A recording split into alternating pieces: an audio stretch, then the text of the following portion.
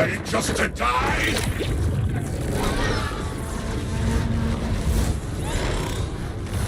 You better have enough legs to stand. Scurry, rat. Look alive! Or dead.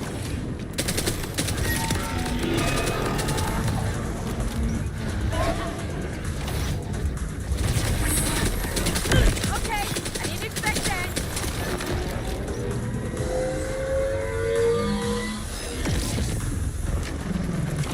Prepare for frostbite!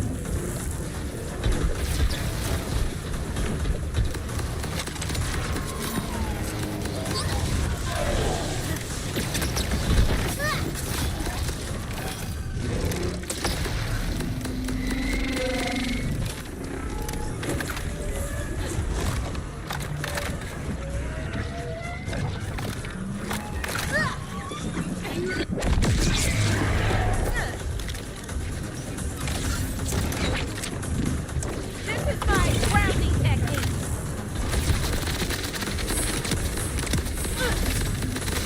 Terminate here.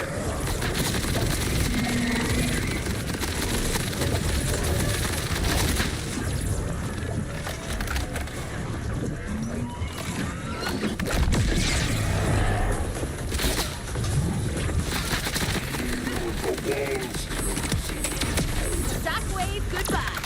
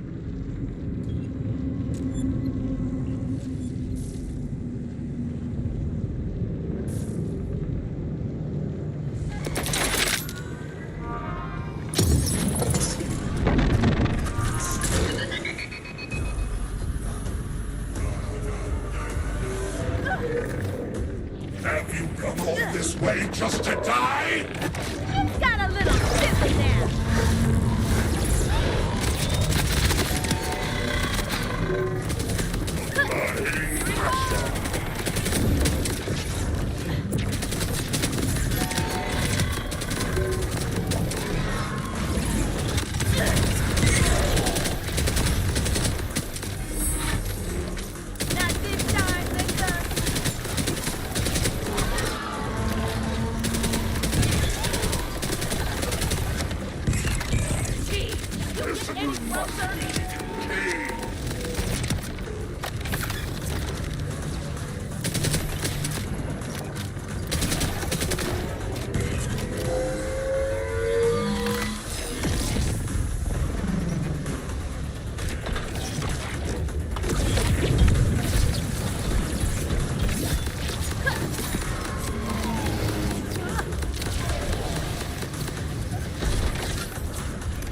Power is mine and mine alone!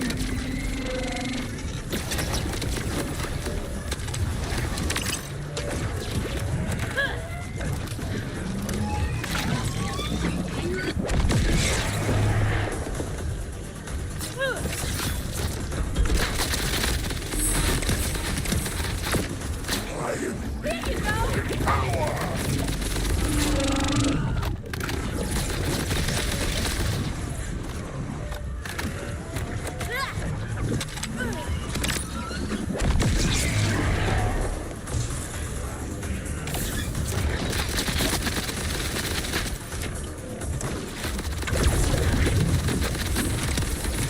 Don't love killing, but I do love living.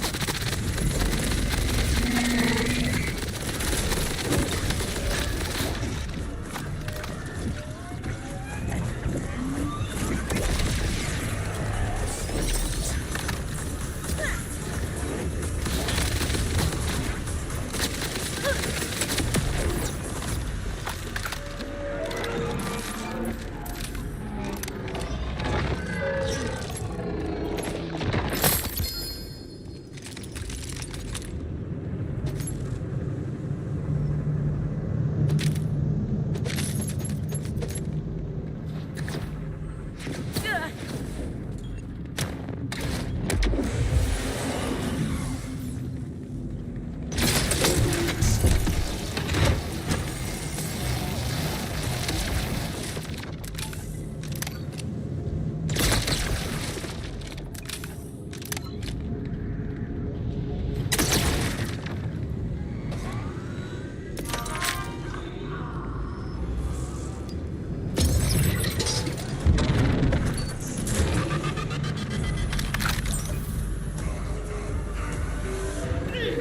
Ugh.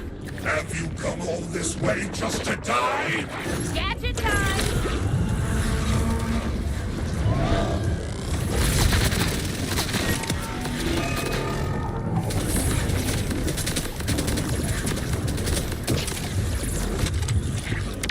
This'll tingle!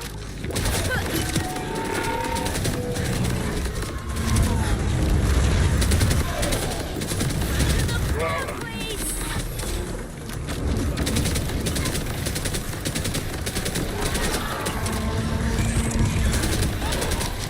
You said no, Ghost Man!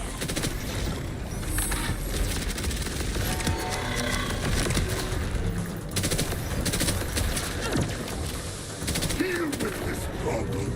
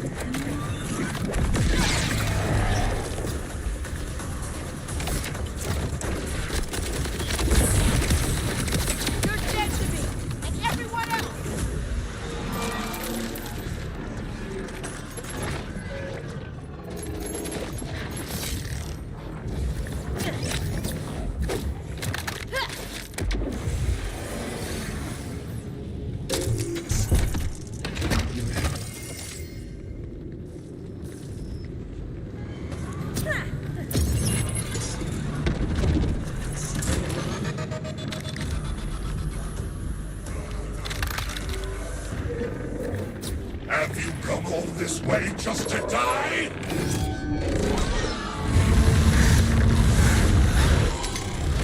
Gee, can you get any closer?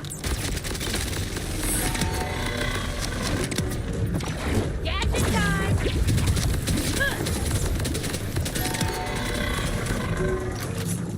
Look alive!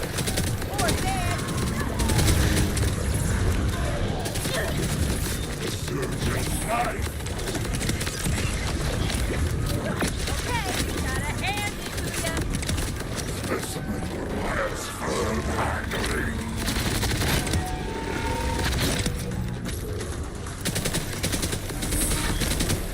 Okay, I didn't expect that.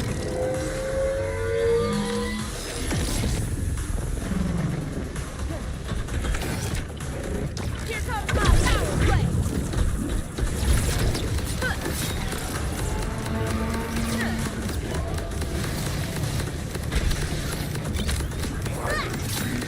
In power!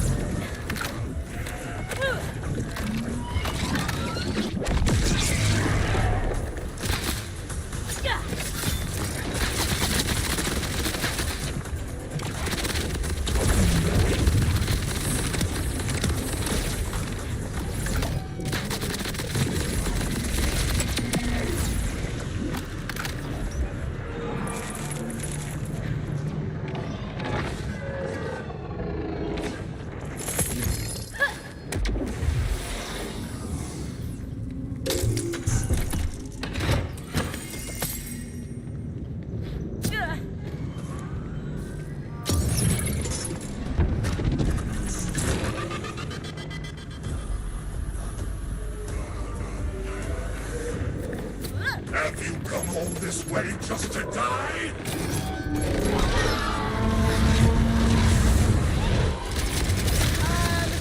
That's not how art works.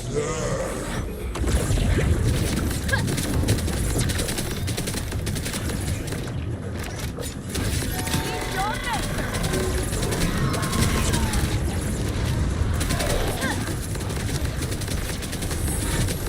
Whoa, overcompensating much?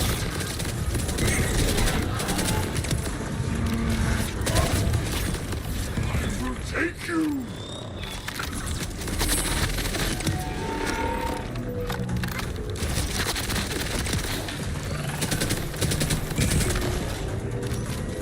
Can't be certain.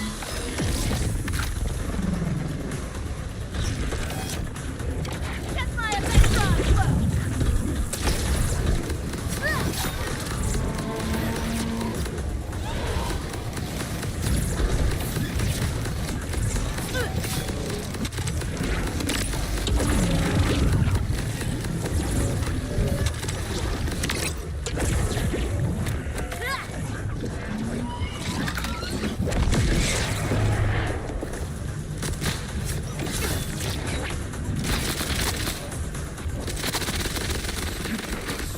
Respond!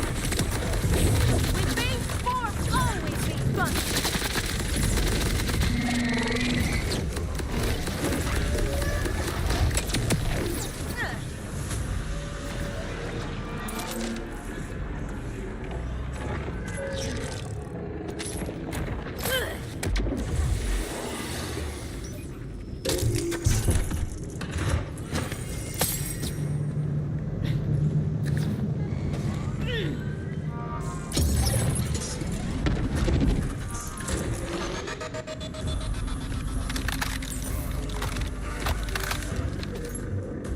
Have you come all this way just to die?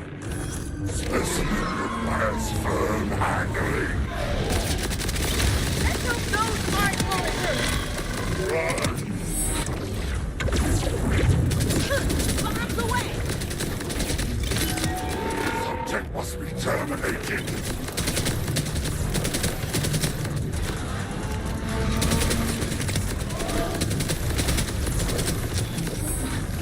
Whoa!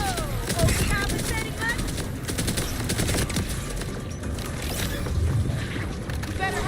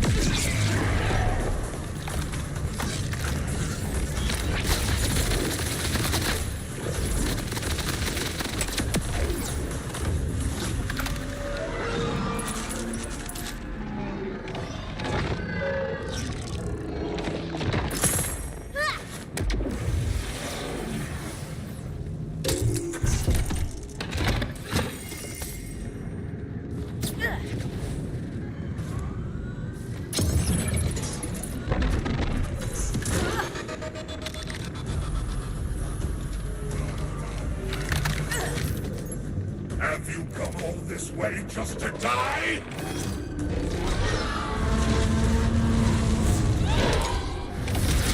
Gee, can you get any closer? Bloody pressure.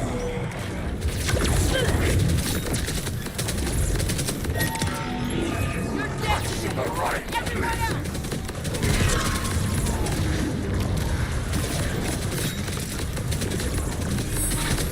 Whoa! Overcompensating much?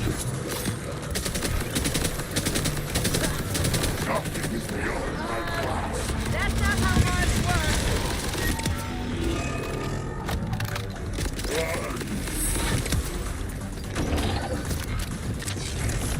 This is my grounding technique.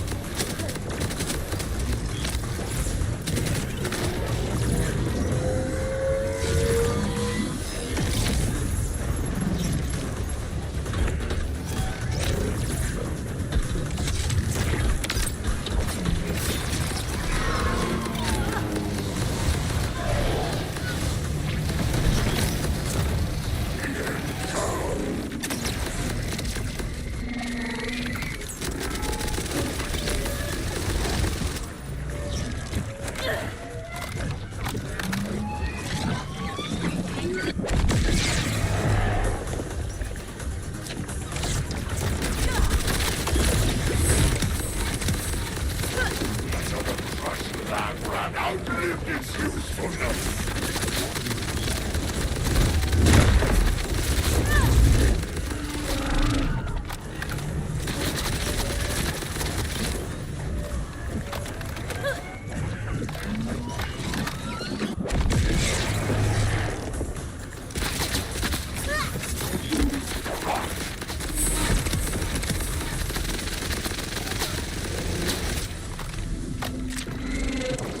This is for you!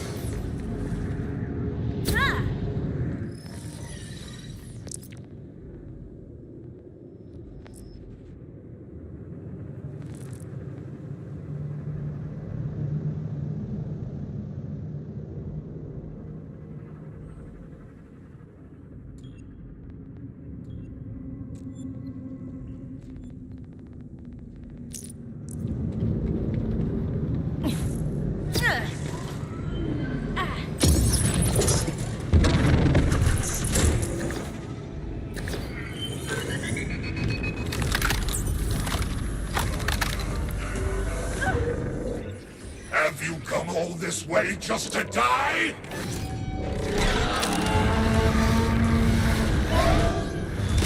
Better have enough land to spare. Slowly, rat. And on for an arm.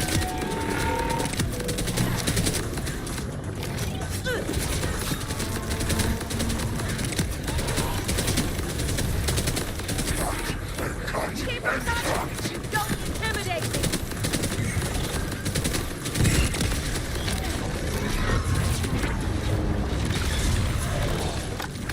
Okay, got a hand here.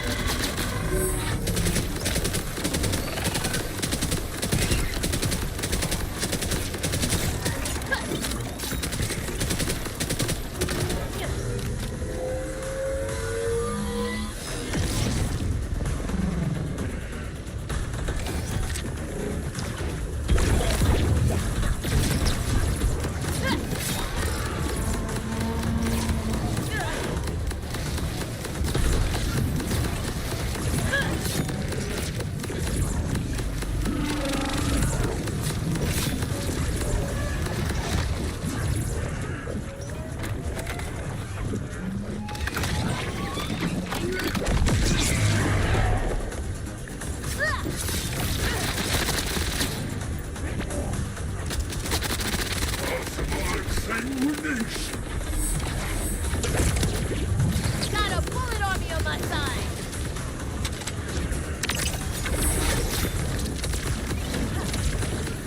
There is nothing here for you but death.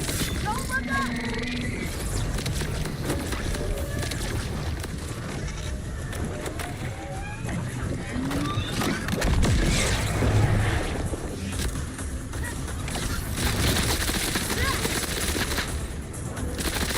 Begin vivisection.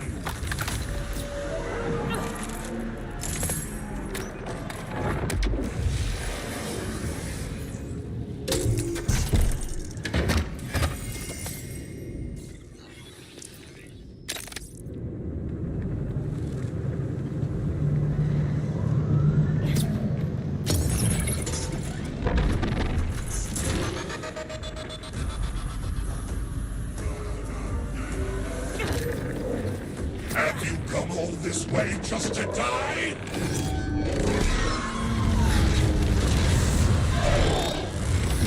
Gee, you get any closer? Applying pressure.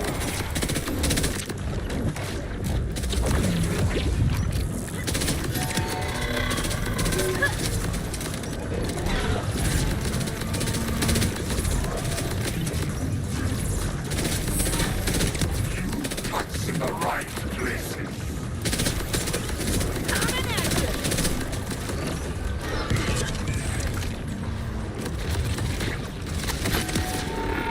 I'm the conductor of this. Hooray!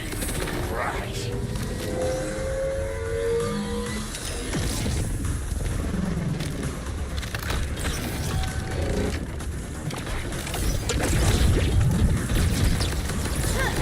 Coming at you.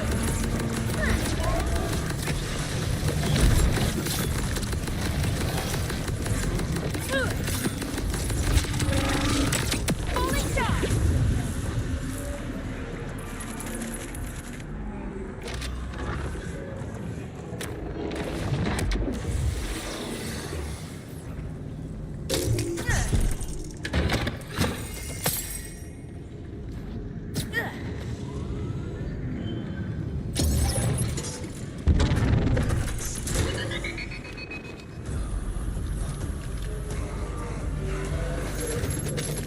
Have you come all this way just to die?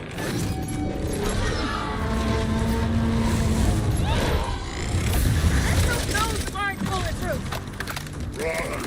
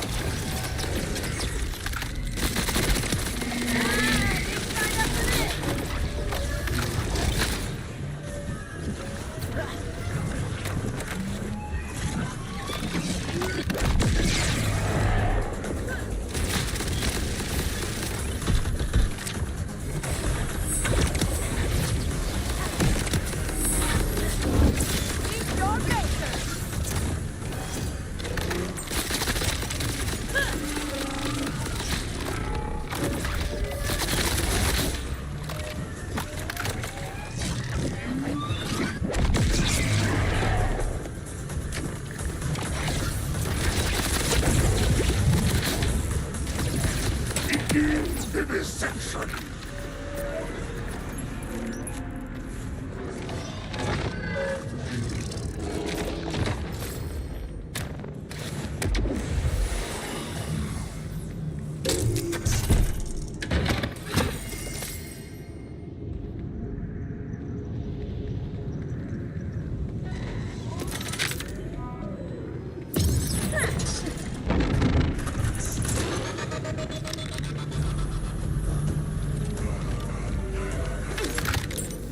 Have you come all this way just to die?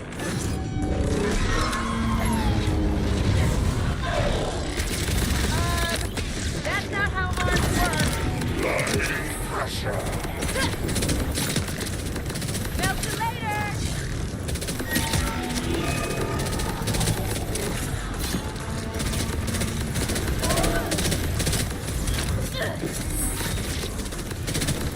Subject must be terminated.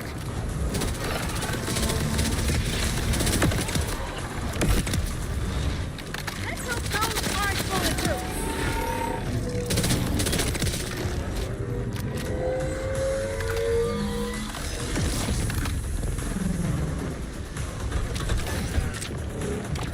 Let's break the ice.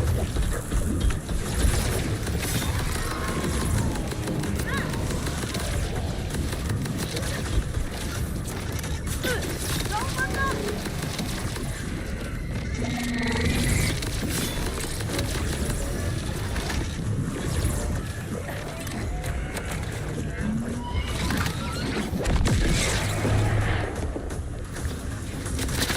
Enclose.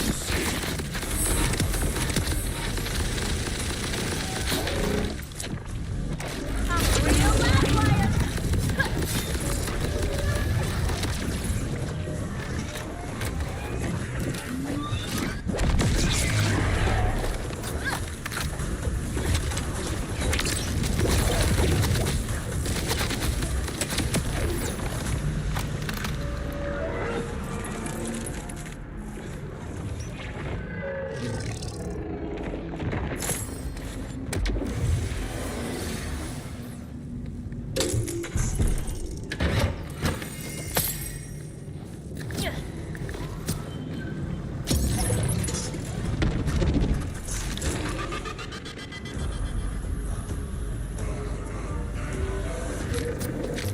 Have you come all this way just to die? Specimen requires firm handling. Horrifying and fascinating.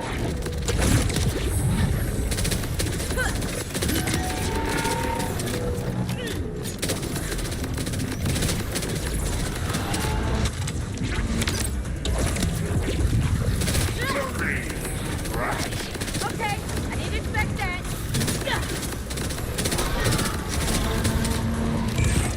Let's hope those aren't going through.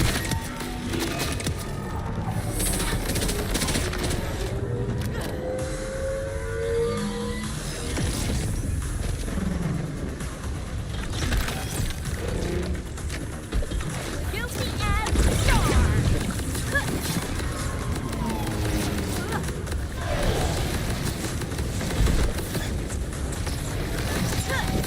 In your face!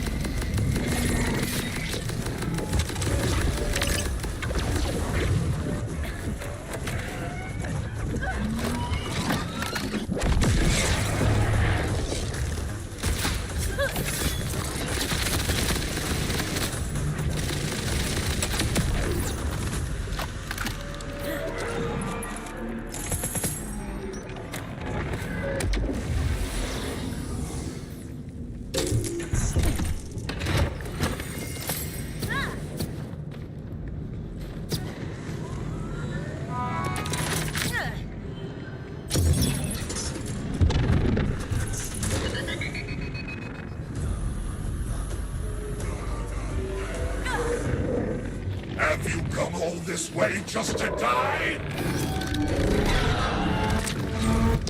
Putting you in a deep freeze! Flurry. Crash.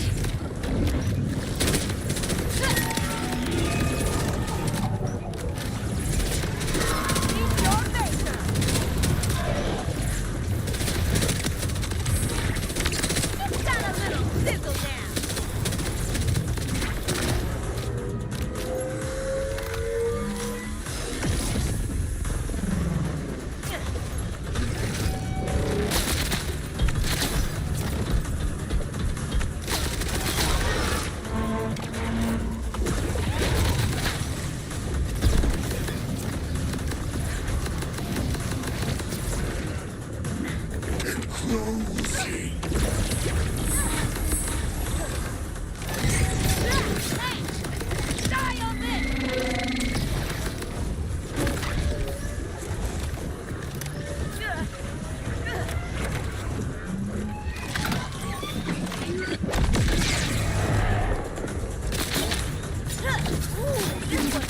Now fight!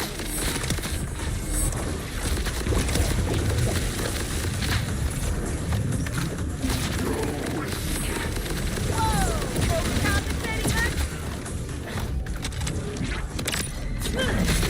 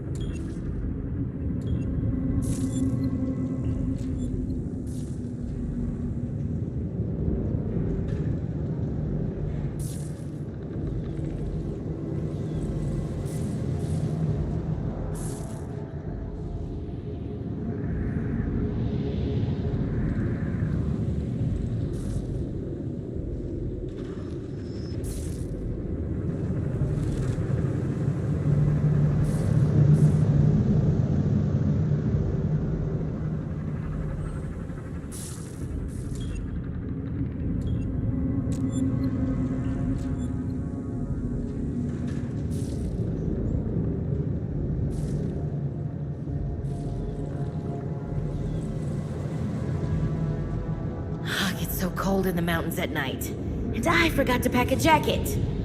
Classic.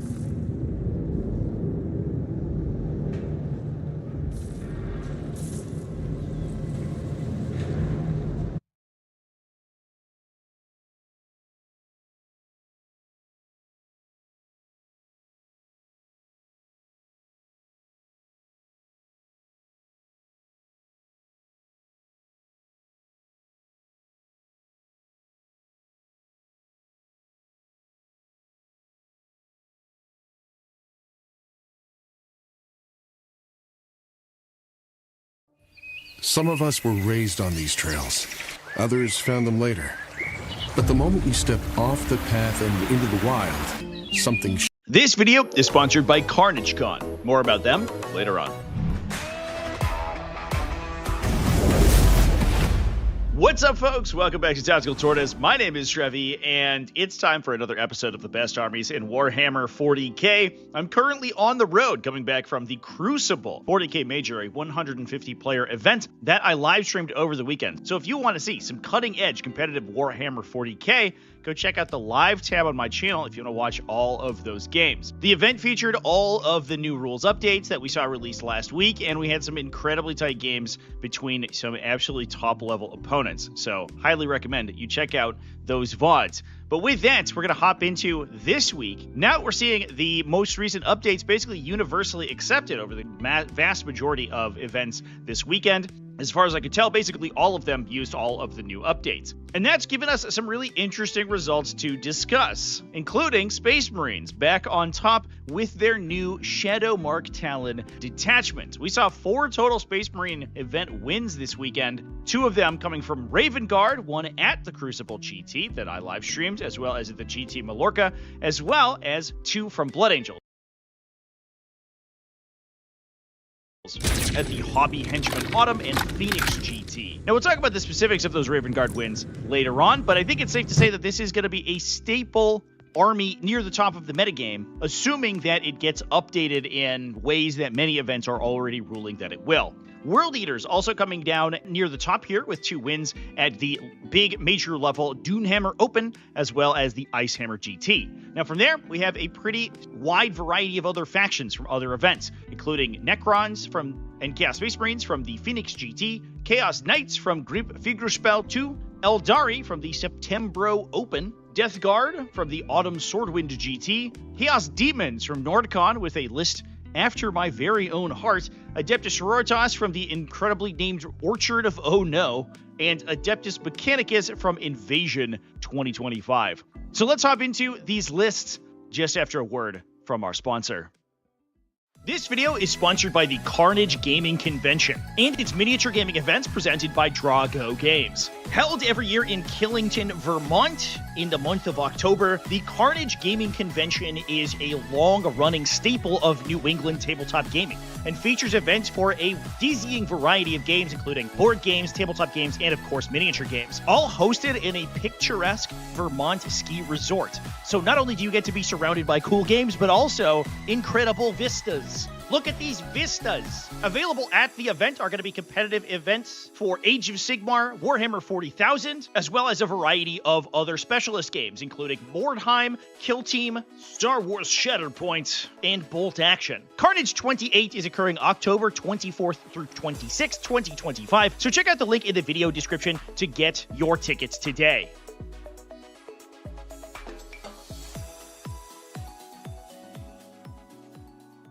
Now, we're going to start by talking about Raven Guard from the Crucible GT. This was won by Art of War's own John Lennon, who has won this event the past 4 years running. What an absolute champion. Now, the reason that I mentioned before that there is some errata required to Raven Guard, and the event did choose to house rule these rules, is that, unfortunately, the new Space Marine stuff, including the new Shadowmark Talon Raven Guard detachment, did release in kind of a state of disrepair. Unfortunately, the way that the rules work currently, playing the detachment actually excludes you from getting the enhanced Oath of Moment that Codex compliant chapters will get you, since it's not included in the list of Space Marine detachments that grant you that Oath of Moment bonus. However, the assumption is that it will be added to that at some point in the future. In addition, Ethan Sean has a bizarrely worded ability where he targets a unit and then forces all of his friendlies within 12 inches that declare a charge to charge that unit, however, gives them charge rerolls. That, of course, can create some annoying situations where your army just fails a bunch of charges because now it's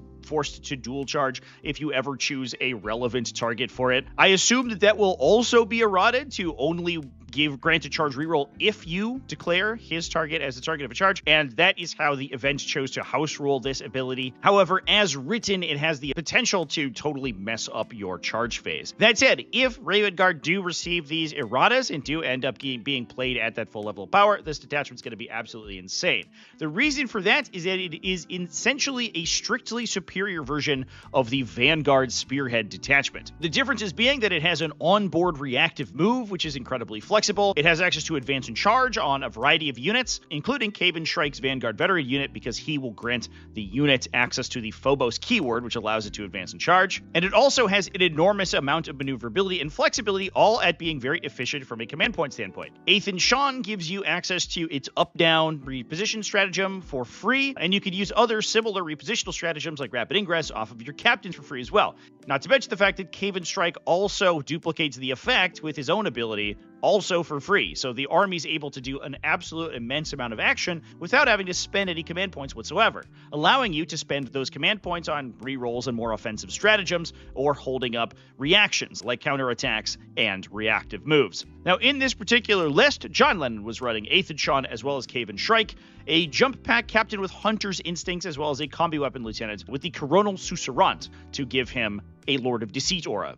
Now, the big thing here is that Hunter's Instinct enhancement. It's one of the most powerful enhancements in the game and allows the unit to treat the battle round as being one later for the purposes of setting up on the battlefield. That allows him to deep strike or rapid ingress on the top of the first turn, meaning that you must begin the game by screening out the rapid ingress. Otherwise, this jump pack captain is simply going to place all his models behind a building 12 inches away from you, move 12 inches, shoot, and then charge you, and probably kill a bunch of stuff, losing you the game. In addition to this, we're also taking an Intercessor squad, some utility in the form of 2 to 5 man jump pack assault Intercessor squads that gain bonus OC thanks to Kaven Shrike's inclusion. We have 2 Centurion Devastator squads, a 6 model unit with missile launchers and las cannons, as well as a similarly equipped 3 model unit. The big benefit here is that the 6 model unit obviously is extremely good when going into reserve and then coming off a table edge. You can also use the detachment stratagem for +1 to hit and +1 AP to supercharge their attacks, especially given the fact that Centurion Devastators get reroll 1s to hit permanently. They get full hit rerolls if they target an enemy on an objective. However, that +1 ballistic scale from the stratagem is very powerful. It allows them to hit on 2s, rerolling 1s, then get full rerolls on their las cannon shots because they are twin linked. We then have a bunch of Inceptors. That's 12 total Inceptors, a unit of 6 with plasma, as well as 2 units of 3 with assault bolters. Now, the 6 with plasma are important because the downside of the Centurion Devastators is that they don't deep strike. So if you are keeping them on the table to begin with, they actually can't use the strategic reserve strat to enter reserve and then arrive at the bottom of the first round. So if you go first, you don't have many options to pick up a unit and then drop them off the table edge to shoot, because there's no legal position on turn 1 to arrive off a table edge of strat reserve. You need deep strike in order to be able to use that combination on the bottom of the first turn, which is why a big Inceptor squad is useful. Now, in addition, this army is also extremely deep strike focused. It's going to play very aggressively. It's going to throw jump pack infantry in your face. So being able to combine the attacks from Centurion Devastators coming off the table edge with a bunch of Inceptors dropping at the same time or advancing up the table to shoot means that you will often overwhelm your opponent, and if you ever overcommit into this army, it's going to be able to kill a variety of targets. Now from there, we also have 2 Vanguard veteran squads, one with Inferno pistols, one with Storm shields. The Inferno pistol unit is particularly powerful because you can use it alongside either Haven to give it advanced shoot and charge, or the free rapid ingress off of the jump pack captain, depending on the matchup. And the big benefit there is that you can oath the moment of target, assuming you're getting the +1 to wound.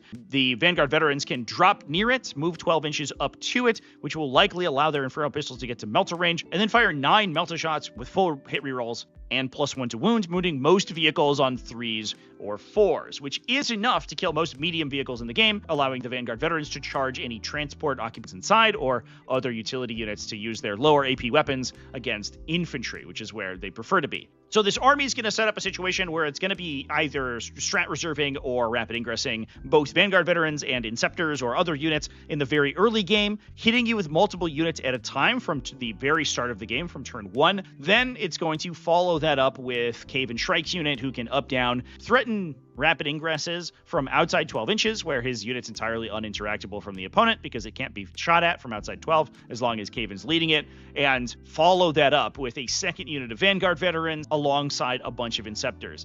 It's extremely difficult to deal with. You have to screen very heavily on turn 1 if you are going second into it. And the downside there is that it has enough shooting between the Inceptors and the Centurion Devastators that it will simply be able to kill your screens in the first 3 turns of the game before bringing on its reserves towards the bottom of Battle Round 3. Meaning that even if you have enough screens to keep it at bay for long enough, it will likely just be able to sandpaper your army down in the course of the early game in order to open up optimal drop zones for its jump back infantry later on. And honestly, many armies in the game don't have the capacity to screen this level of deep striking, especially since we're also talking about Inceptors that have a natural 6-inch deep strike as well. So the forward pressure of this list is absolutely incredible. And given the efficiency of most of these data sheets, it's difficult to do that while trading reasonably into your opponent because it will outnumber a lot of other armies. As it turns out, fully infantry Space Marines can still bring a lot of models, and that's what we're seeing here. I'm interested to see the status that Raven Guard end up in after all of their abilities are finally resolved,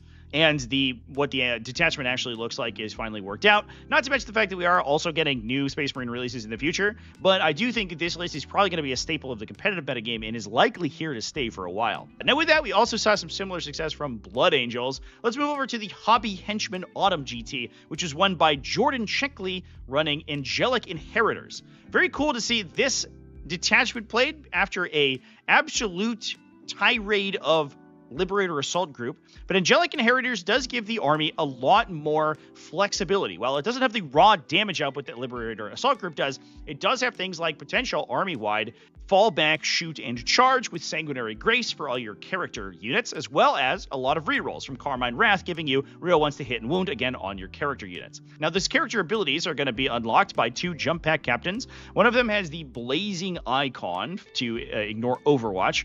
Commander Dante Lamartis, a combi weapon lieutenant with Ordained Sacrifice, giving him a respawn, making him very difficult to deal with. Not only does he have a reactive move, lone operative, stealth, but also if you commit into killing him, you may just not kill him and he'll continue to hold an objective alongside the Sanguinor. Now, the Sanguinor does have special synergy with this detachment because you're able to put jump back units up into reserve with Unto Burning Skies, which the Sanguinor can do even if he is in engagement, which is cool, allowing him potentially to use his out of Deep Strike Heroic Intervention, fight first into a unit, and even if he doesn't kill it, pull back into reserve and either drop later or rapid ingress for a future threat. Obviously, he can't use his ability to drop into melee multiple times, but he can just use a normal rapid ingress to threaten objectives in the future.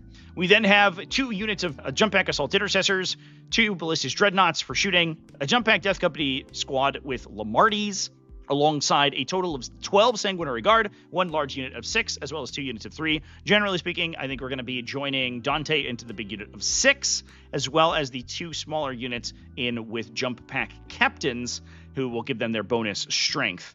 All of these guys rocking in Carmine Blades. We also then have a Scout Squad for utility. Now with that, we're going to keep on the theme of red armored Space Marines and talk about World Eaters, who took down the Dunehammer Open with a Berserker Warband with Innes Wilson in the pilot seat. This army was running Karn the Betrayer, as well as a Slaughterbound with Berserker Glaive, making him an absolutely insane missile, giving him bonus attacks and damage, which will then stack with his already impressive melee profile when he uses his once per game Finest Hour ability. You can also attach him into a unit of Exalted 8-Bound with their new ability to gain +1 damage targeting vehicles, and that stacks additional damage on this guy, allowing him to get up to 11 4 damage melee attacks with devastating wounds, which is an insane level of damage output from a single character, although obviously it does require that you send another unit of 8-Bound with him. We then have a World Eater's Juggernaut Lord with Battle Lust to give him reroll charge rolls, or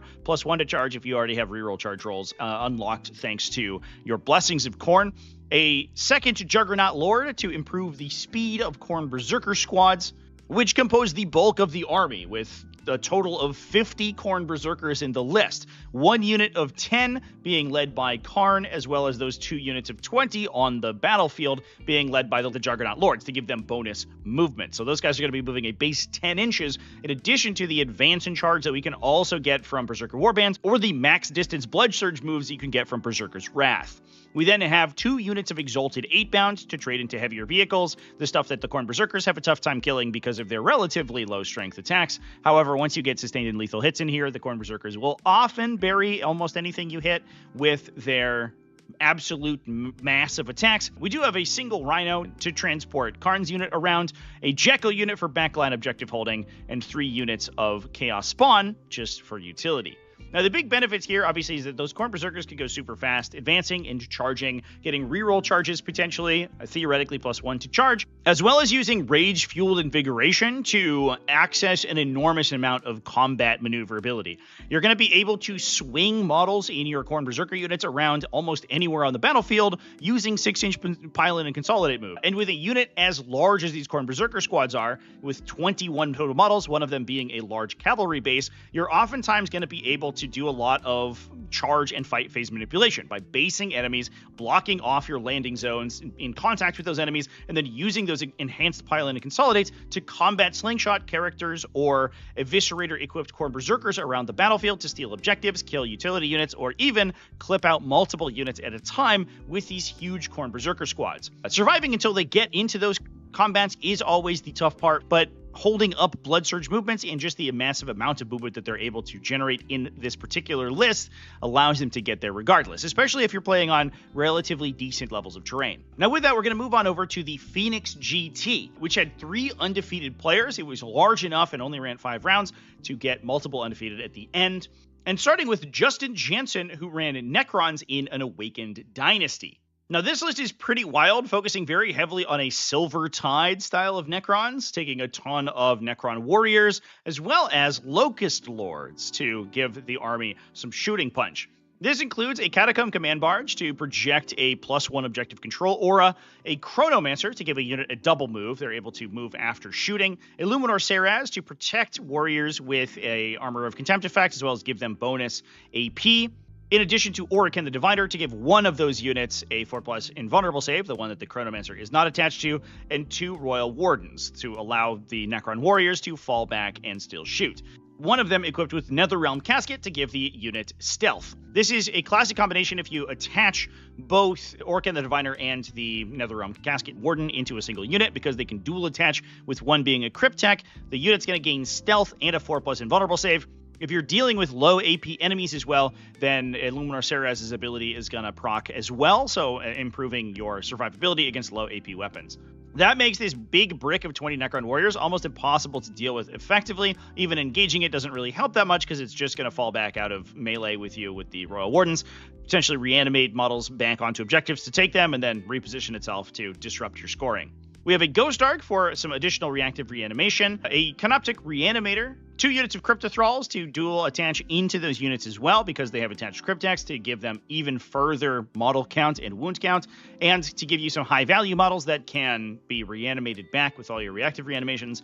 A Canoptek Scarab Swarm, because we have a lot of Technomancers in the center of the battlefield, as well as 2 units of 6 Locust Destroyers. Those are both going to be joined by Locust Lords, one of them with a Veil of Darkness to give it some teleportation, alongside 2 units of Ophidian Destroyers, which will just do that innately by being an Ophidian Destroyer. Destroyer. So this gives you an absolutely insane amount of onboard presence. You have 40 Necron warriors running up the battlefield. You can string them back all the way to your Ghost Arcs, Reanimators, and Illuminor Seraz to give them all of those combined benefits, and then force your opponent to one-tap the entire unit. If you don't, you can pull them out of line of sight thanks to casualties, and then reanimate them slowly back to objectives in order to maintain control of those objectives.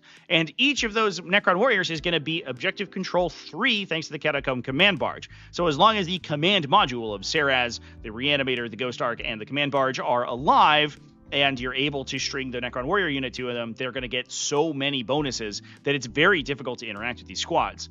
From there, we also have some maneuverability from those Locust Destroyers who can come out of reserve. We use the Veil of Darkness to get shots with 5-up critical lethal hits onto particularly relevant targets that could threaten the Warrior Bricks. And from there, you're just going to score out immense numbers of points. The army doesn't do an immense amount of damage. The Necron Warriors will slowly attrition things, especially with Illuminor Seraz's +1 AP ability. However, you don't necessarily need it to. It will simply outscore most armies in the game. Now we're going to also move to Margin van der Most, who went 5-0 at the same event using Chaos Space Marines. And Margin was using a Chaos Cult in this case, very different detachment than we typically see out of Chaos Space Marines. This included Cypher, 3 Dark Communes, 1 with Warped Foresight for a 6-inch scout, 1 with Incendiary Goad for +1 strength or attacks based on the casualties the unit has taken, which you'll oftentimes take thanks to making desperate packs to take mortal wounds on your own unit as you move up the battlefield. The last one with Cultist's Brand to give reroll advance and charge rolls. Those guys are going to join into the 3 units of 16 Accursed Cultists in the army, and then we follow that up with an immense amount of scoring. We do have some shooting in the backline from 2 Predator Annihilators and 2 Predator Destructors, so the army is not bereft of hitting power, obviously besides those Accursed Cultist squads, but we then have 2 units of Raptors for utility and a grand total of 40 Chaos Cultists and 4 Cultist mobs of 10. Following that up is a Terminator Sorcerer who's going to be death hexing units in order to improve the AP characteristic of the Annihilators and the Destructors so that they can actually put some pretty serious long-range damage down. But from there, a lot of the pressure from the list comes from those Dark Communes. We have that Scouting unit that's going to be able to move up early and pin the opponent back in their deployment zone to allow the other 2 units to stage, use all of the combined damage improvement abilities that Chaos Cult has to spike their damage absolutely through the roof and follow-up attack for immense amounts of damage, all the while you're being hit by these 4 Predators from long range. Once it gets down to it, you still have to deal with all of these cultists who are going to be obsecking those objectives that the Accursed Cultists have cleared, as well as the Raptors who are going to be scoring secondaries pretty consistently over the course of the game, making it a very good jail-style list that also has incredible scoring and a solid amount of ranged attacks backing it up. Now we'll keep on the Chaos theme here with Bjorn Eriksson from the Grip Figuerspel 2. Bjorn was running a Chaos Knights Infernal Lance. And stop me if you've heard this before, but it contains 3 Knight Despoilers with a combined total of 6 Despoiler Gatling Cannons. What a shocker. These guys are going to be putting out 36 Strength 6 AP2 2 damage gunshots. If they don't hit up into T12 stuff, they're going to be wounding most of the game on 5s at worst and simply overloading their capacity to save with immense attack volume.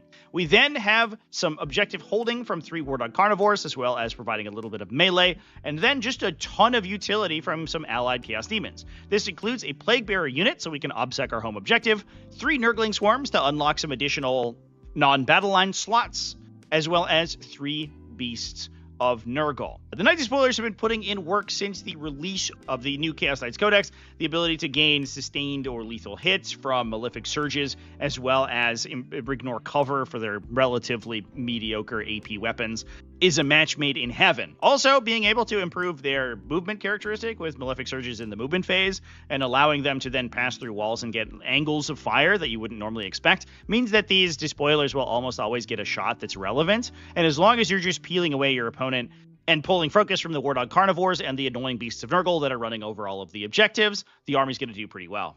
Now, if we're discussing armies that could potentially answer the Knight Menace, let's talk about the Septembro Open Almyram, which was won by Alexis Bunrat running a War Host. Now, Warhost has been touted as the classic answer to these big, super heavy builds, especially focusing on Fire Dragon units, and that's exactly what Alexis brought in this case. We've seen a lot of success from Warhost, and now that the Swooping Hawk Eldari build has been nerfed slightly, it's likely that we'll see more Warhost lists in the future rather than less.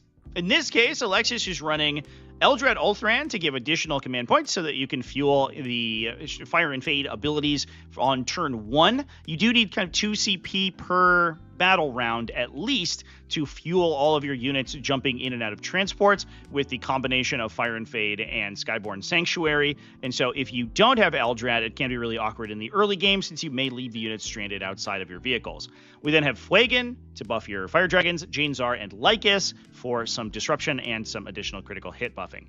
We have 1 unit of Corsair Void Reavers, a Storm Guardian squad to obstacle the backline objective and potentially provide a bunker for Eldrad Ulthran to jump into, since oftentimes he will be by himself and susceptible to indirect fire. We then have 2 units of 10 Fire Dragon. So we're not running any of the alternative ranged attackers coming out of Falcons, things like Dark Reaper squads with Maugan-Ra. Instead, we're just going to be running a bunch of Fire Dragons in Wave Serpents. There are 2 Wave Serpents to embark those Fire Dragons into, a unit of Howling Banshees for Janezar to join with, some utility provided by 3 units of Swooping Hawks, as well as a unit of Rangers, 3 units of Warp Spiders, one of them equipped with melee weapons on the Exarch, a Power Blade Array to join with Lycus, the other 2 just equipped with their normal Death Weavers and Spinneret Rifles, in order to perform utility functions and clear out enemy infantry. As long as you don't hit something that can either wrap and destroy the Wave Serpents while being able to access the units inside, especially things that can one-shot the Wave Serpent reliably, that don't give it an opportunity to fade away out of threat range to allow it to then disembark its units. And it fights armies that want to engage it in a straight-up fight, putting big heavy things into the center of the table, which are just fodder for Fire Dragon units to kill. This army is always going to be very effective, although it does get more and more matchup dependent as the Eldari star slowly falls. Now with that, we're going to move over to the Autumn Swordwind GT. This event was won by Chris Irvine, going 5-0 with Death Guard in a Virulent Victorium, the objective control focused detachment for Death Guard. In this case, Chris was running a Demon Prince of Nurgle with Revolting Regeneration to give him a 5+ Feel No Pain, make him extremely difficult to take down so he can continuously provide you with free stratagems over the course of the entire game, as well as a pair of Lords of Contagion, one of them with Furnace of Plagues for additional strength and attacks on his already impressively statted big giant axe.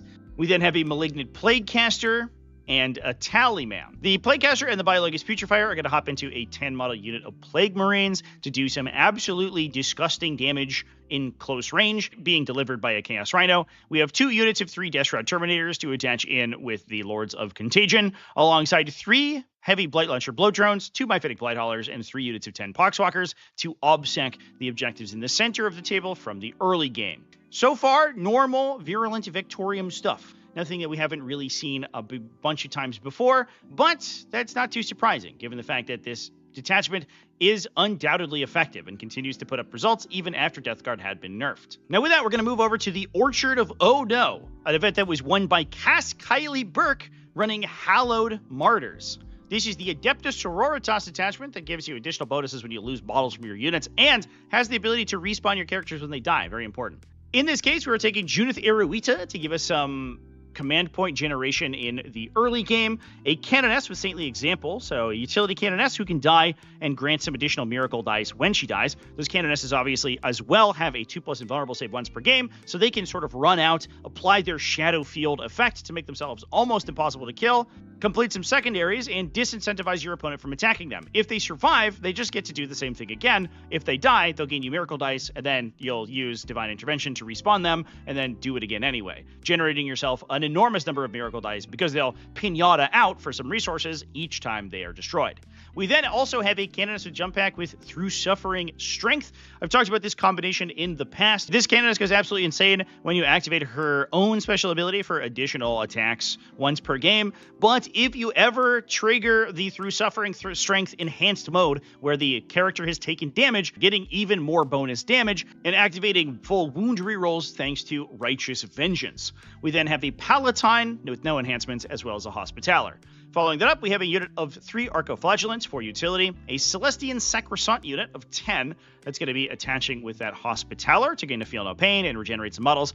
We have a Dominion squad with Flamethrower, so a little bit of forward operation and some infantry sweeping, a Retributor squad, all with multi-meltas, 1 single Seraphim squad with 2 sets of Hand Flamers, a Sister Novitiate squad, a Zephyrim squad that's likely to attach in with that jump pack Canoness to allow her to benefit from the sustained lethal hits that the Zephyrim get. 2 Immolators to combat squad out the Dominions as well as the Sister Novitiates. It's likely that we see the Palatine join in with the Novitiate squad to deliver her to the fight. Some long-range shooting provided by 2 Castigators with autocannons, a single Mortifier, and a unit of Paragon Warsuits to attach in with Morven Vahl. A little bit more of a combined arms approach than we've seen from many recent Sisters armies, which are focusing either very heavily on the sort of more aggressive gun units like Dominions and Retributors, or on the more melee units like Celestian Sacrosancts. This one kind of threads the needle between the two and completes those combos with all the very powerful character synergies that Hallowed Martyrs allows. Now with that, let's move over to one of the most improved armies from the new update, that being Adeptus Mechanicus from the major level event Invasion 2025. This event was won by Keitel Andre Lichnes, who took it down using a Halo Screed Battleclade. This is the Grosmus attachment that allows you to improve the stats of up to 2 of your units by granting them Halo Override for additional movement, toughness, the ability to advance and charge, or stealth. Now, this is also using the new and improved Belisarius Call, who now can choose an enemy unit on the battlefield and give your army hit rerolls against it as one of his command phase leadership abilities. We're running 2 units of Skitarii Rangers, as well as Call and a Tech Priest Manipulus with Sanctified Ordnance for additional range and rerolls on hazardous checks. That Manipulus is going to be hopping into a unit of Corpuscari Electro Priest. It's been a while since we've seen these guys on the battlefield, but the big benefit that they get in Halo Screed Battleclade is the ability to use Targeting Override to get 5+ critical hits. They have a Tesla-style lightning weapon, giving them sustained hits too, so triggering that effect on a 5+ is huge. In addition, the Manipulus is also going to be granting the unit lethal hits thanks to his Galvanic Field Leadership ability, so this unit is going to be firing at a baseline 30 shots with 5+ critical, sustained, and lethal. If you target Belisarius Call's quote-unquote Oath of Moment target, you get full rerolls on that whole effect, making this basically better than a Fire Discipline combo than we've seen in the past, since this unit has enhanced sustained hits. Now that said, the attacks are only Strength 5 AP 0, but you're going to be forcing so many saves on most targets, especially if you're winning them on 5s, so if they're T9 or lower, that you will simply overload the save characteristic of most things you're shooting at.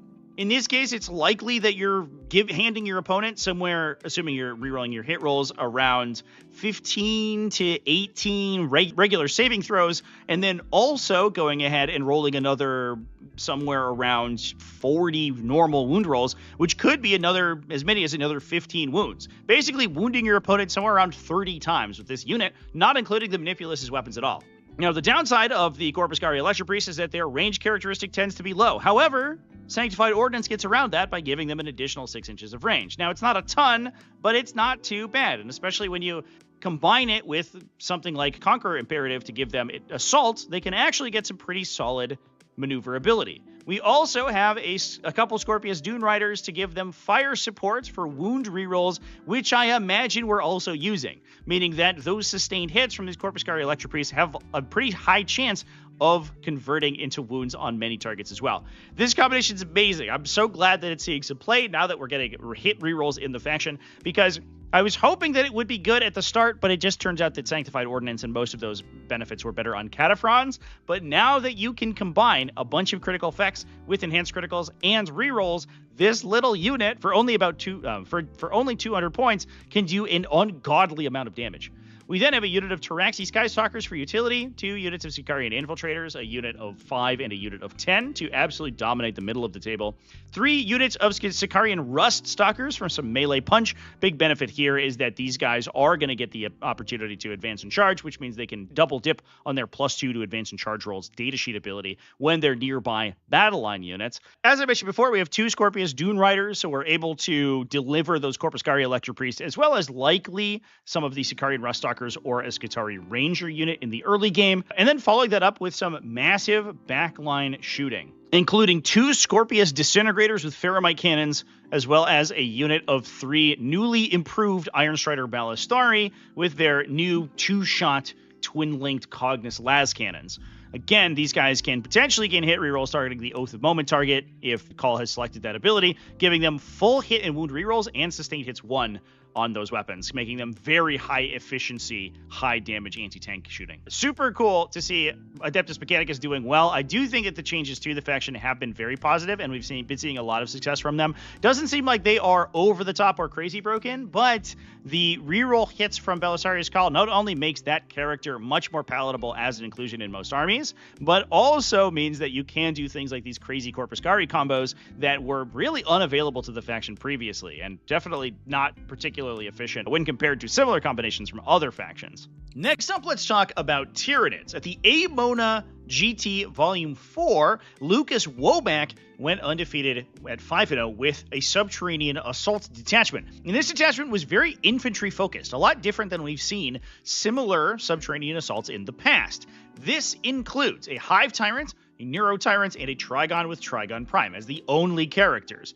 However, that Neuro Tyrant is going to be important because we have 2 units of Zoanthropes in the list. So one of them gets to be joined by the Neuro Tyrant, gets +1 to hit. Now, the big downside of Subterranean Assault with these units is that oftentimes you have to trade them in for your opponent's heavy armor. There's a chance that they don't do enough damage, they don't kill what they target, and their defensive characteristics are so astronomically poor that they will likely just get picked up immediately on the crackback. However, the second unit can give you a little bit of redundancy and allow you to potentially 2-for-1 yourself, essentially put 2 Zoanthropes into a single target, ensure you kill it, and try to threat overload what your opponent's able to hit back.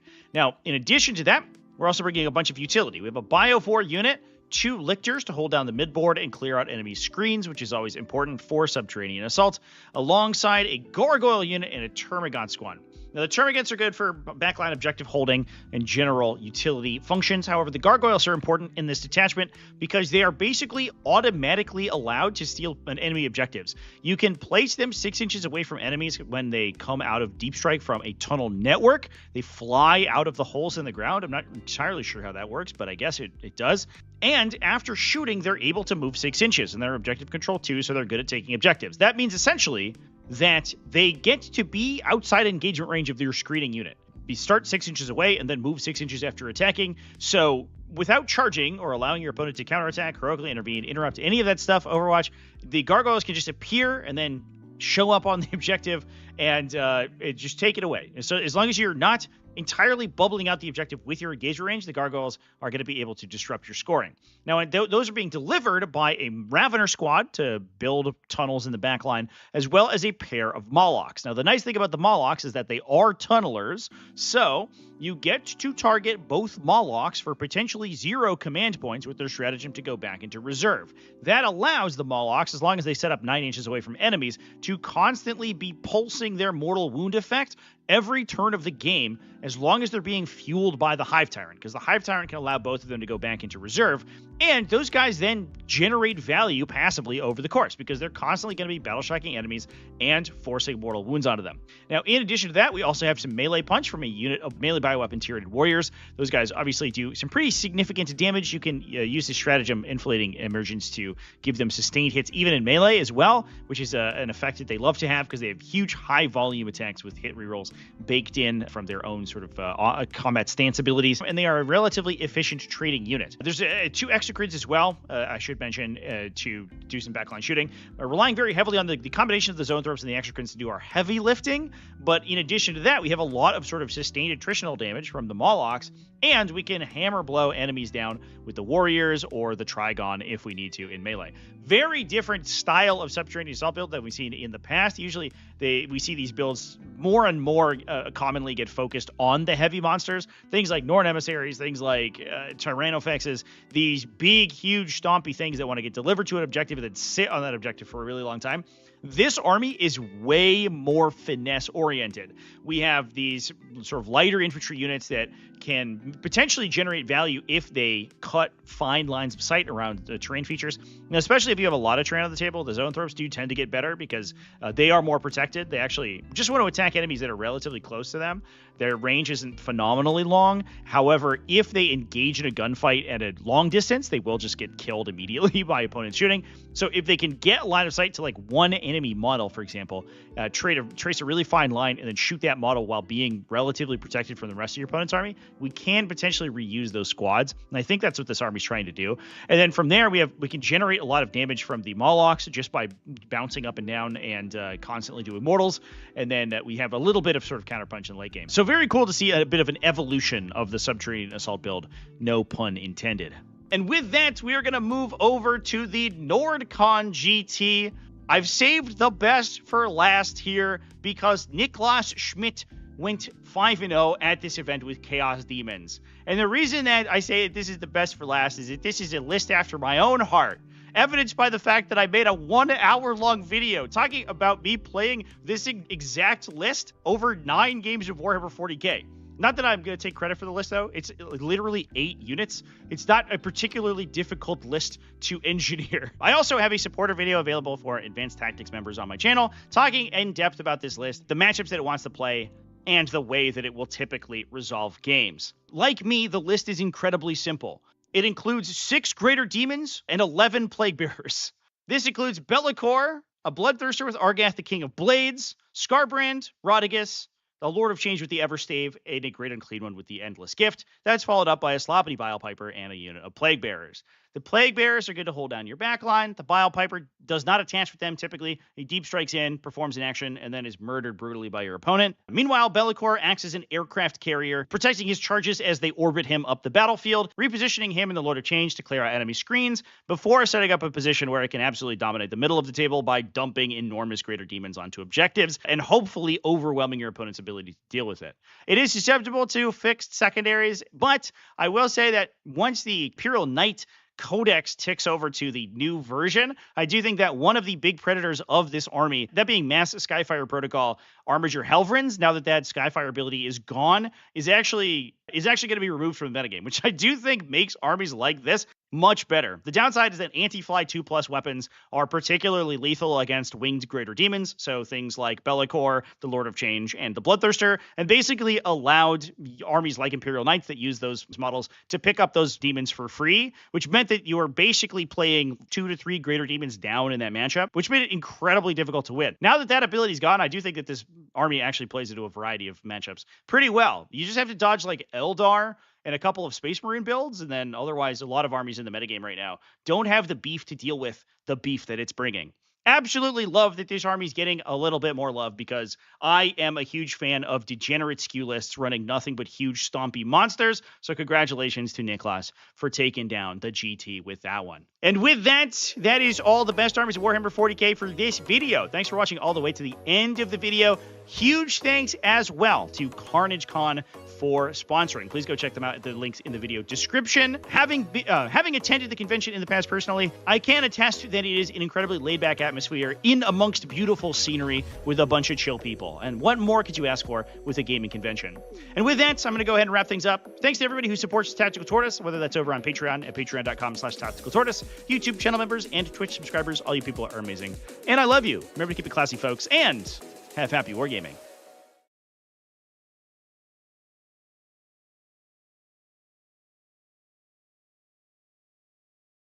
For that strat, you are no longer able to use it, meaning that your powerful, expensive melee biker brick of Shining Spears simply must stand there and be shot to death by my own Ynnari army. When Tony protested this, Nick brought up the fact that Tony had done exactly the same thing to Alex Fennel in his previous game. And while according to Nick, he wouldn't normally play with such a fastidious adherence to the correct timing of the rules, because Tony had started to make a habit of catching his opponent on these particular ability timings, he elected to hold Tony to the current game state. Sean on the time. I know, man, but I told you, like we said, I knew what I'm doing. Yeah, I mean, I knew your plan, so burst off the guys, whatever. I just literally didn't say I'm using the stratagem, even though I said, you know what I'm doing, you know what I'm doing. Like, we agreed that you knew what I was doing, which includes using the stratagem. I mean, I wouldn't normally play like this, but literally because, like, it happened the past 2 games with you.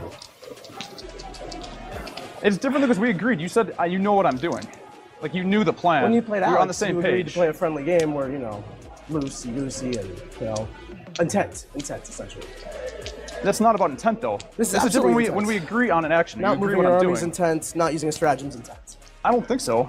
This was then adjudicated by a judge at the table who agreed with Nick. The timing window had closed for the stratagem. The unit could no longer advance and charge. So I'm trying to make sure you guys know what's going on. Tony wants to charge his Bright Lances into those units, but he advanced them.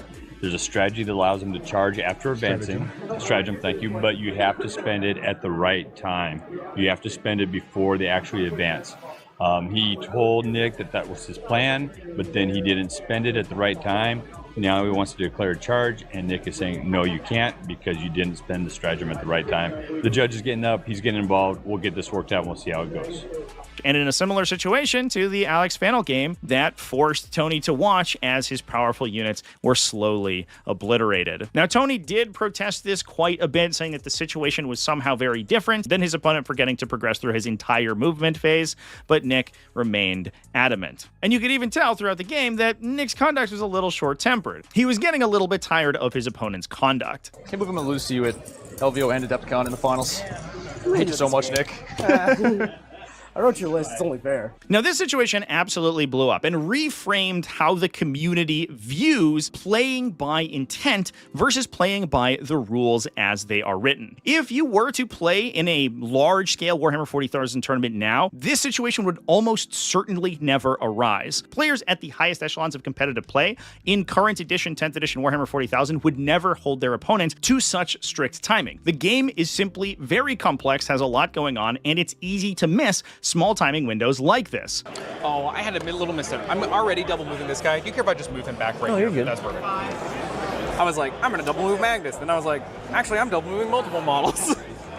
Right there, just so I'm as far away from this berserk. And this game was really a turning point for the community, which forced a lot of players and communities to reevaluate how they conducted themselves over the course of the game, especially because you do have to keep in mind that as soon as you play an opponent who has a similar ethos and is willing to call you on any tiny mistakes that you may be hoisted by your own petard. There's really no benefit to playing like this. You may be able to get a cheeky win somewhere, but as soon as the rest of the community knows that you are willing to play in an unsportsmanlike manner, they are not going to pull any punches with you. And ultimately, you'll just end up losing in the finals rather than the semifinals. I also think that the situation kind of disenchanted the community with the idea of cash prizes. At this point, the players were playing for a $4,000 cash prize, so it was a pretty high-tension situation. While that's not the most insane amount of money ever when compared to other sporting events or even the cost of a Warhammer 40,000 army, especially nowadays, that is still a lot to put on the line, and it does in some cases bring out the worst in players. At the time in 7th and 8th edition, there was this idea that Warhammer 40,000 could become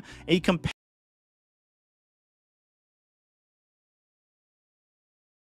This is why I switched to Weight Loss by Hims.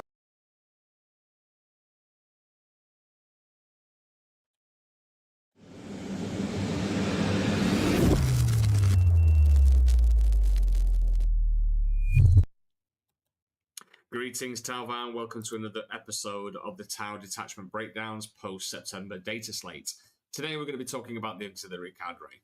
This is a really interesting detachment that was given to us in the Grotmus detachment period, and it's offering us a new way of playing our army.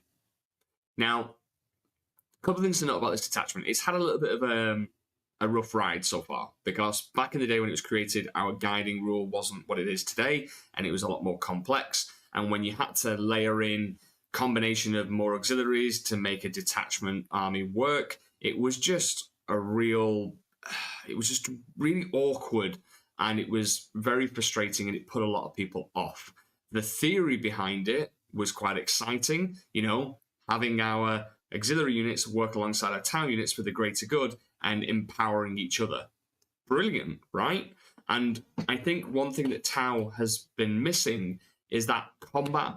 And I'm not talking about like Custodes level combat or suddenly becoming a combat army. What I'm talking about is having at least something that can interact in the charge phase and do damage, just to keep your opponent honest from just disrespecting you and running at you with combat.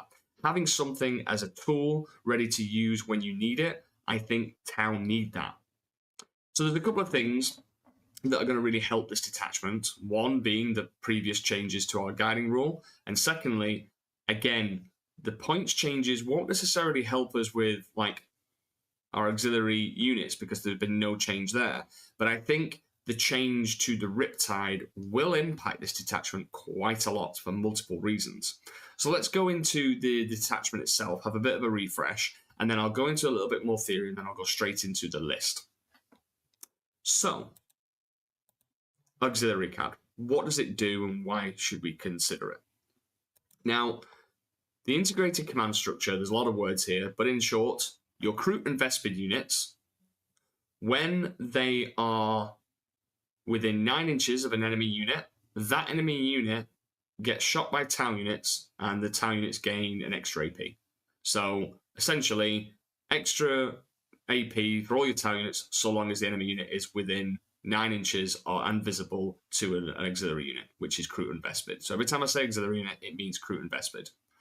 Then, the Kroot and Vespid models benefit from being next to Tau units. So when they are visible and wholly within 6 inches of a Tau Empire unit, they gain the Lone Up 18 inches rule, which is great.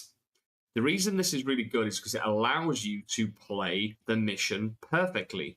You can have your auxiliary units be on objectives whilst not getting shot from long firing lanes, and as long as you're pre-measuring where your opponent can go to and keeping your auxiliary units outside of 18 inches and visible and wholly within 6 of Tau Empire units, you can just sit and get primary for a couple of turns. When the enemy starts to push into you, that's when you would then bring out the big guns and potentially the big Rampage of Fists as well.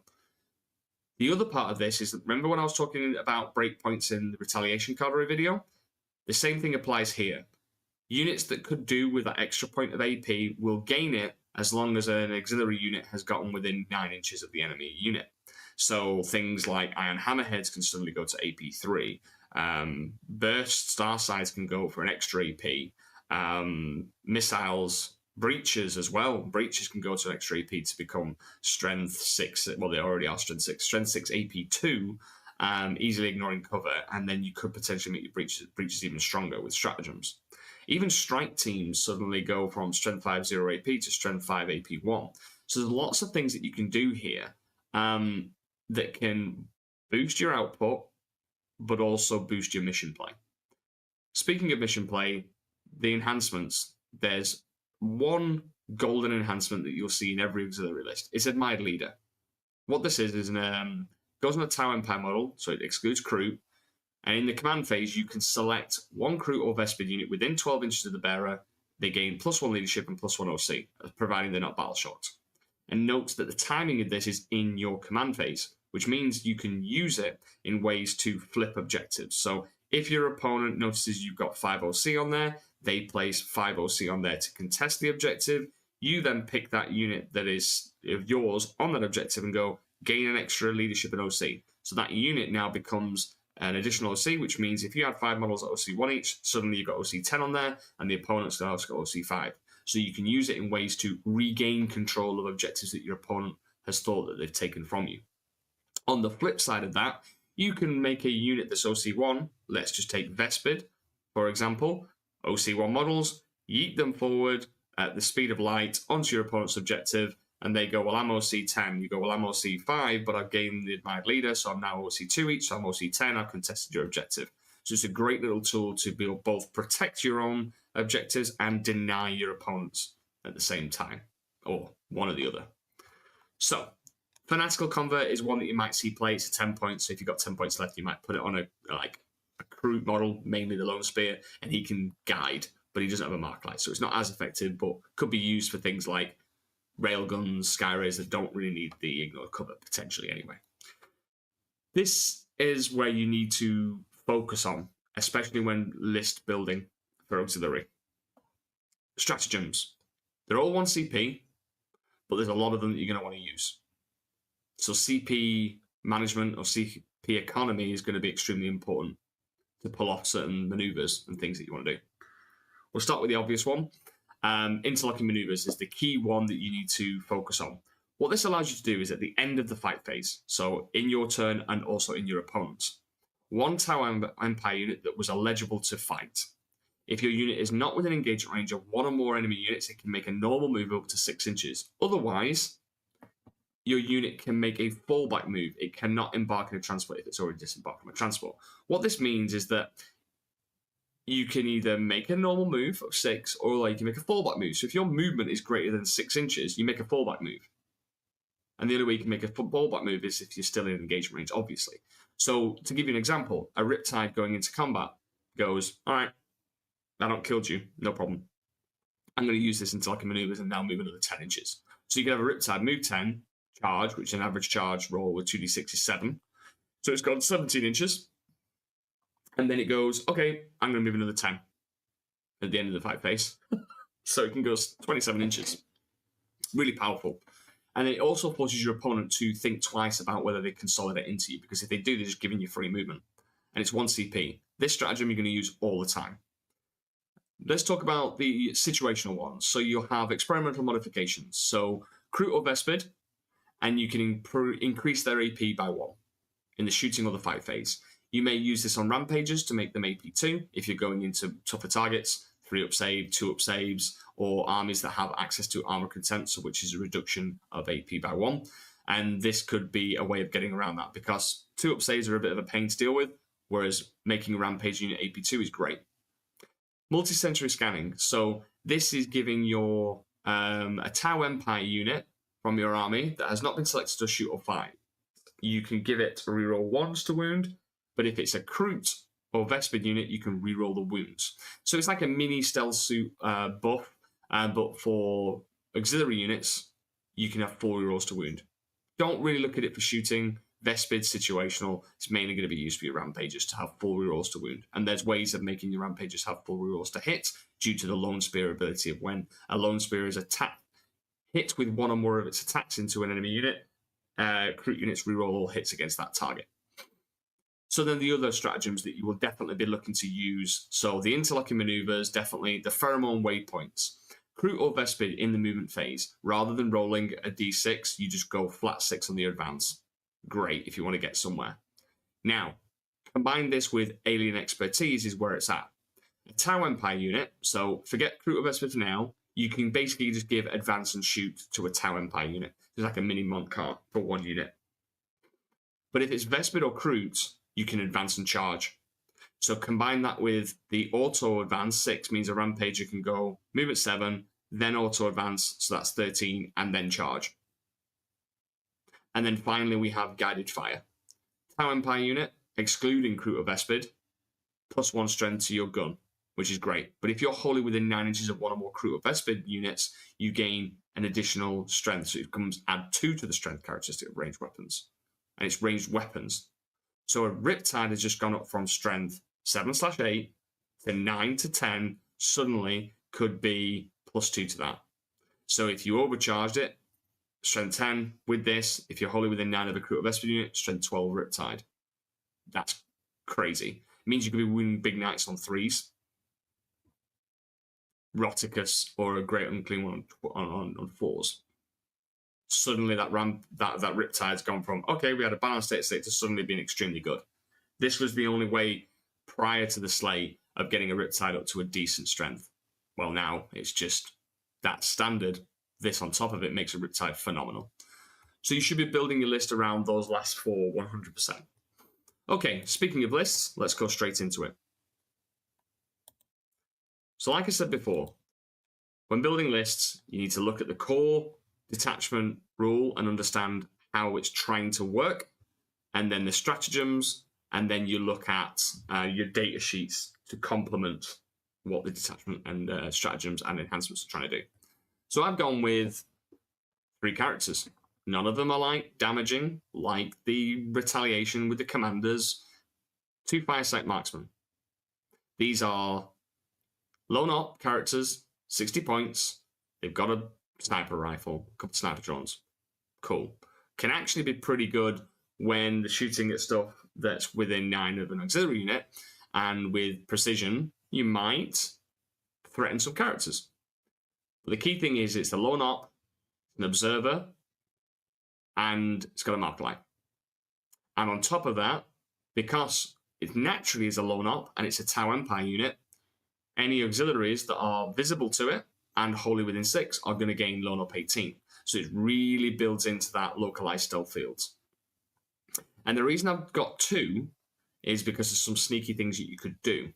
You could have a Firesight marksman team in strategic reserve, and then if you had an auxiliary unit that's out of position, and your opponent thinks, oh, I'm going to shoot that, you could rapid ingress the Firesight team, and then suddenly that unit's now lone up 18. So some crazy things you can do here. And then finally, I've got a Kroot Lone Spear. I'm not taking it just because it can grant full rerolls to hit on my rampages. I'm taking it because this is a dude that's actually got a really good gun, a blast javelin, strength 10 for some reason. But it also has built-in fire and fade. And it is an auxiliary unit, which means that I've got this unit that can dip just within 9 of a unit, grant the extra AP for the Tau units, and then make a 6-inch normal move away. Or potentially could charge something and then use interlocking maneuvers and be on the other side of the board. So it's a flexible tool that I've got in my list that really kind of builds into what the detachment, like I said, is trying to do. Infantry, nice and simple. Kroot Carnival Squad for sticky objectives. Pathfinder team for infiltration, armed the same as I mentioned before. 3 iron rifles, 2 gun drones, recon drone. And then you've got 2 units of stealth suits, and that's like 3 guiders plus the 2 Firesight marksmen. That's 5 guiders, enough to keep my Tau units operational. 2 Vespid, like I mentioned, going to make good use out of these to not only have they got the built-in uppy-downy rule, but they could just sit back, be lone op, do secondaries for me, screen the board, and then go up and come down and give me great mission scoring potential, especially secondaries. And they're really fast. So Vespid being able to move, advance, get in position, then also grant the extra AP bonus to nearby Tau units is great. So I'm going to talk about rampages in a second, but I've got 3 units to 3 of them. So let's just park that for now, and I'll give you my thought process as to why I've gone 3 units to 3. 2 units of Kroot Hounds, they're super cheap. Now, on face value, Kroot Hounds are garbage, right? They're OC0, they can't do actions, etc., and they do nothing. They can advance and charge when they're within 6 inches of a Kroot unit in the command phase, so they might go and tie up a vehicle. Cool. But in this detachment, not only do they gain OC potentially from the Admired Leader because they're auxiliary unit, so you could actually just make them OC1 with the Admired Leader, but then if they're wholly within 12, if they're within 12 of a Kroot character and you can string them back to your Kroot character, they gain OC. So a 40-point unit that starts off at OC0 suddenly can become OC2 for 40 points. So you talk about a denial, a primary denial unit. This could do it for 40 points. Imagine the look on your opponent's face when you go, OC10 Kroot Hounds on your expansion. They're like, I'm sorry, the Kroot Hounds are what? And because of the layering that you can do. So that's really good. And it's cheap, it's cheerful, and on top of that, they could also just sit back and hang around some of the Tau units to be able to grant that Tau unit the access to that stratagem for +2 strength. So we talk about the damage dealing parts of the Tau now. It's exactly 1,000 points, and I was kind of making sure that I had half and half or thereabouts. And I've gone with 2 iron hammerheads with the Seeker missiles and the accelerated burst cannons because I think you want more shots. And they're 6-1-1, but in this detachment they can become 6-2-2. And if you do end up spending the +2 strength on them, suddenly they become strength 8, 2 and 2, 2 and 1. So pretty good. And with the Seeker missiles as well, they got that once per game Seeker missiles to kind of down some enemy armor. And then yes, Riptide is eternal. I've gone 3 Riptides here because they can punch up into vehicles and also deal with elites. You can play around with giving one the heavy burst cannon, which I don't hate because the weakness of the heavy burst cannon is the fact that it's only AP1, whereas here you can actually make it AP2, providing your Kroot units within 9 inches of the enemy target. And then finally, just to add to that anti-tank, I've got a Skyray gunship with accelerated burst cannons. Now, I mentioned the rampages. So first off, if you want to go with Unit 6, you 100% can do, because I've given you 9 rampages here. You can make 1 Unit 6 and 1 Unit 3. But I personally feel that this is a trap. And the reason I think that 6-man rampages are a trap is that we're not trying to be a combat army. There's probably a build where you can build like Breacher Devilfish and Rampagers running up the battlefield and just go unga bunga, yes, granted, but that's not what we're trying to do here.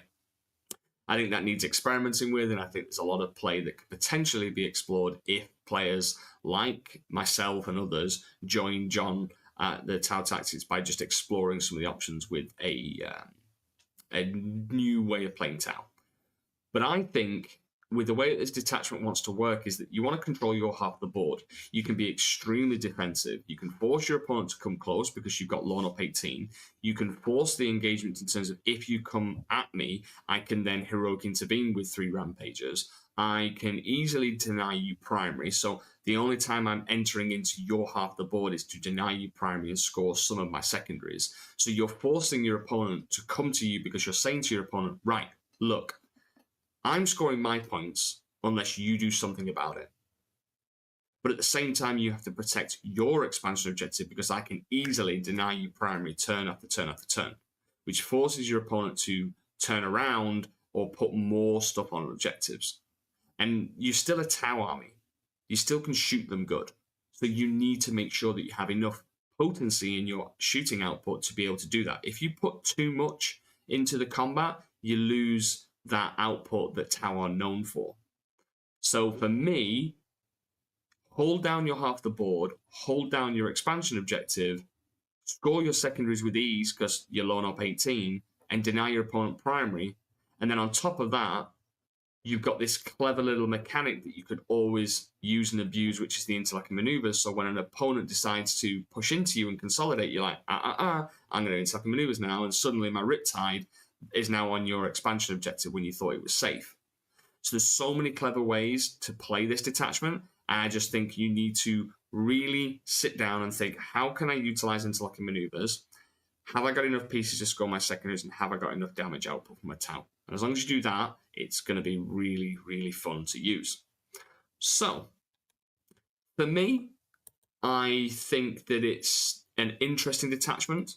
I don't think it's the most powerful, but I definitely think that it can make an opponent think differently when approaching your Tau lines and trying to attack you. And I think the combat side of things is really interesting because what I've been wanting and hoping that happens is that Rampage has got some sort of change to their keyword, like making them go through walls, like making them like beasts rather than like cavalry. But that's sadly not happened yet. And I think Rampagers do still suffer from terrain, but they're still very good. Hence why I'm not trying to run at my opponent with loads of Rampagers because, you know, it can be easily screened. Terrain screens them as well. So I just want to keep them as defensive mechanisms to holding my side of the board. The last thing, what I was going to say, sorry, my mind just went then. Okay, so yeah, in short, this detachment, you should be able to score really strongly, and that was it. Challenger cards going away. Challenger cards going away are massive. It means that you can constantly do the primary denial without giving your opponent the free challenger card points. So this is something that's going to absolutely help auxiliary in a huge way. So Riptide's going up in strength is great. Fantastic options to score and deny primary whilst also scoring secondaries. And that's what you need. Points win games, right? Damage is irrelevant if you're just putting more points on the board than your opponent. And again, this is another video that I've pumped out for you. And I've just got one more to go, which is the Kroot's Hunting Pack, which will be landing later today. And I'd just like to reiterate that I am so grateful for the support and the likes and the comments that you guys have been making throughout the weekend. It's been really great to see some of your thoughts and where you're at with the list building. And I'm glad that this has brought some sort of foundation to maybe supporting you in making decisions running up to the London Grand Tournament and the Las Vegas Open. So again, if you're interested in finding out more, you can always click on the link below and join the Pure Tide Program Discord. We have the free Shasui entry level, and you can just click on the link below and join. It won't cost you a penny. But then if you're wanting to up your game and up your performance, then you've got access to the Pathfinder, Shaspray, and Chassel. There's a tier for every budget. And what I would say is if you really want to make use out of the new faction focus, please join as a Pathfinder and you'll have immediate access to a SWOT analysis for every faction in the game and a battle plan to help you at the tabletop at a click of a button. If you want to know a little bit more and get involved in the list building calls that we do every 2 weeks, then Shaspray is the perfect tier for you. And it also allows you to access another call which happens every month called Quiz the Commander. So the list building call happens every 2 weeks. The Quiz the Commander is a Q&A session where you get to ask me anything you want, come to me with your barriers, and leave with solutions. And then finally, we've got the highest competitive tier, the Chassel. This will give you meta-analysis. It will give you mini coaching sessions as a group. We have a War Council call, it's called, and you basically all come to the table and we talk about some of the things that are working really well and some of the barriers that we're facing, and you get my experts coaching advice on the spot, and all of the calls that I do on all of the tiers are all recorded and uploaded to WOP. And if that's something that you're interested in, please click on the link below and sign up. Trust me, you will not regret it. I've already had outstanding kind of recommendations and people saying it's the best thing that they've ever done, and they've improved their performance tenfold. So if you want to be a part of that, you know what to do. But last but not least, like, comment, subscribe, and help me with the YouTube algorithm. Take care, and I'll be speaking to you shortly with the Kroot Hunting Pack breakdown as well. Thank you very much. Take care.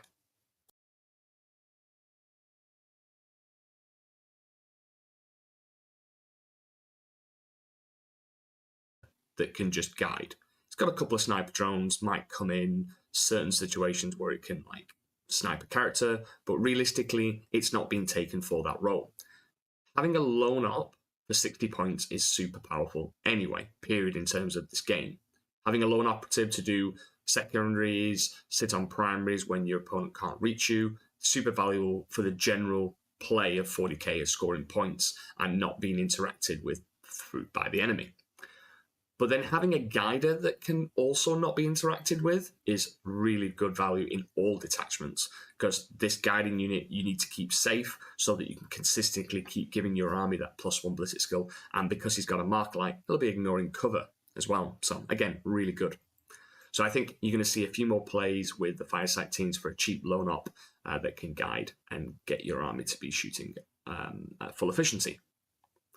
So then no other changes in terms of, there was no points increases, which is good to see.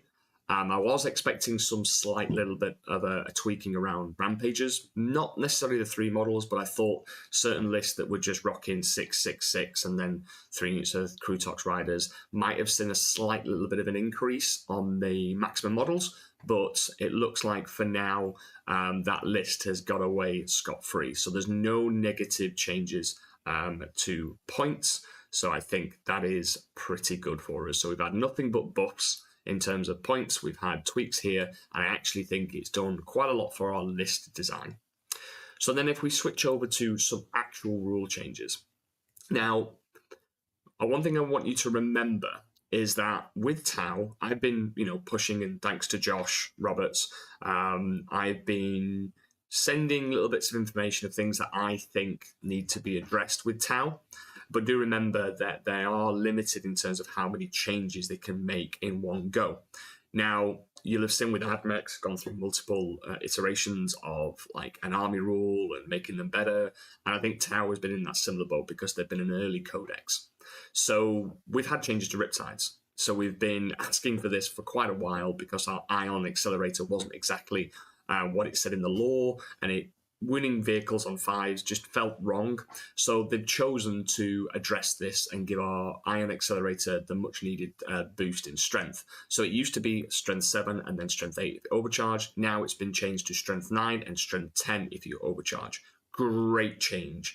I cannot stress enough how much this opens up our list building, because Riptides can now also deal with elites way more effectively, especially in elites that are toughness 5. And then also can deal with transports and be wounding toughness 10 vehicles like dreadnoughts and things like that, ballistic dreadnoughts on 4s.